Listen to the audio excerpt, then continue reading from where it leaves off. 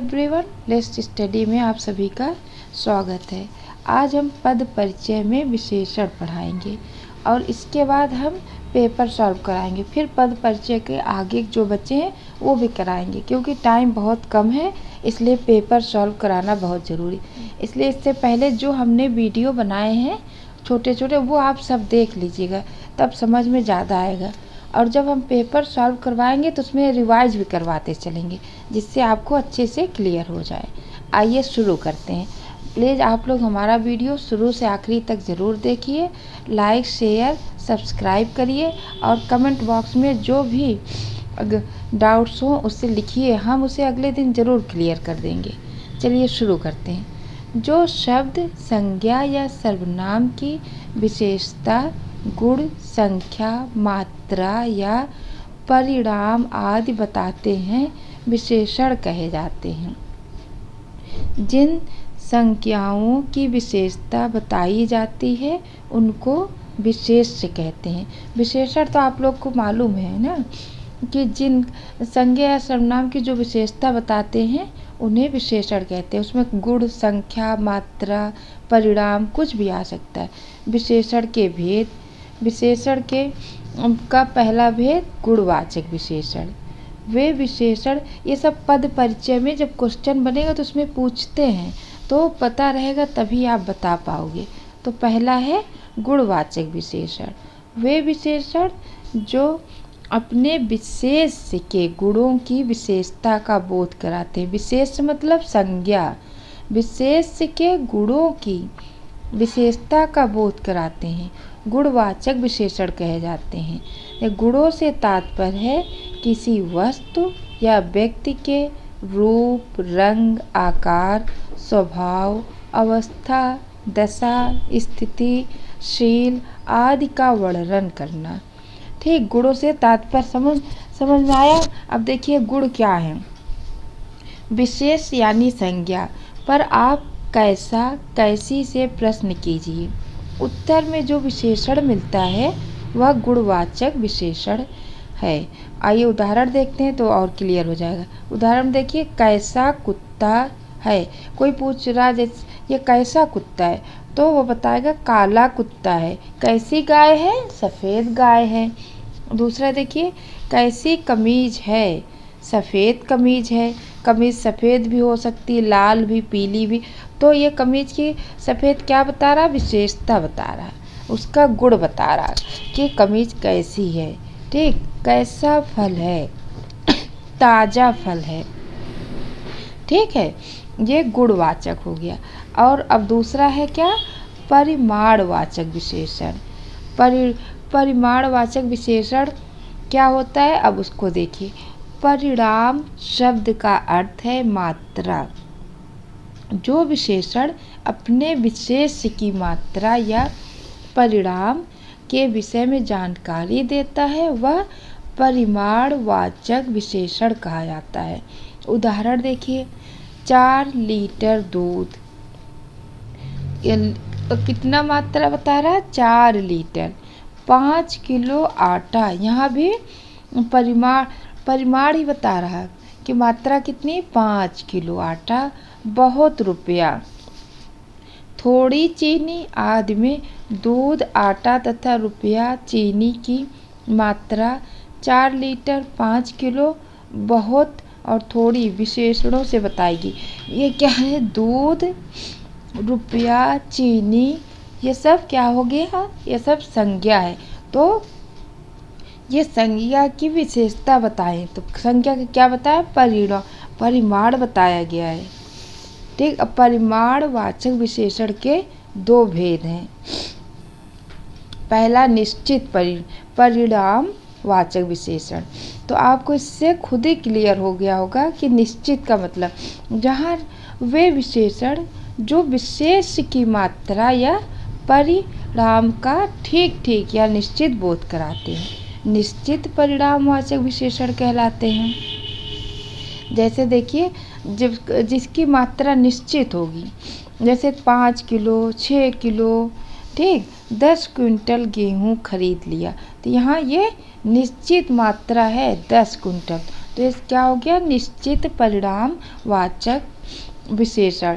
मान लो पद परिचय में ऐसा सेंटेंस आ गया तो आप बता लोगे कि हाँ ये निश्चित परिणामवाचक विशेषण है।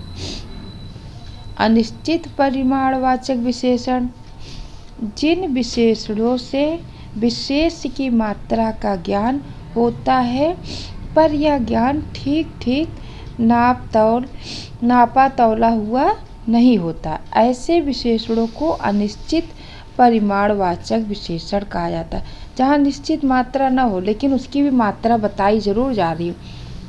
चाय के लिए थोड़ा दूध बचा लो। अब थोड़ा दूध में 1 गिलास दूध भी हो सकता है, आधी गिलास भी। यहाँ निश्चित मात्रा का पता नहीं चल रहा है। ठीक है, आगे देखिए। अनिश्चित परिमाणवाचक विशेषण के 2 अन्य उदाहरण हैं जिसमें अधिक, कम, तनिक, उतना, जितना, ढेर, सारा। यहाँ कुछ भी निश्चित नहीं है तो ये सब क्या है, अनिश्चित है। तो किसके उदाहरण है ये सब, अनिश्चित परिमाणवाचक विशेषण। तीसरा, संख्यावाचक विशेषण। इसमें संख्या का बोध होना चाहिए। विशेष की संख्या से संबंधित विशेषता बताने वाले विशेषण संख्यावाचक विशेषण कहे जाते। विशेष यानी संज्ञा। ठीक, उदाहरण देखिए। इस घर में 15 लोग रहते हैं, तो संख्या बता रहे हैं 15 लोग रहते हैं। इस घर में 15 लोग रहते हैं। उसने परीक्षा में प्रथम स्थान प्राप्त किया, तो उसकी विशेषता है उसने प्रथम स्थान इस घर में।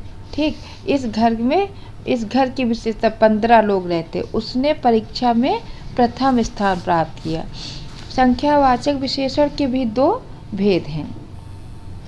निश्चित संख्यावाचक विशेषण, जिन विशेषणों से विशेष की निश्चित संख्या की सूचना मिलती है वे निश्चित संख्यावाचक विशेषण कहे जाते हैं।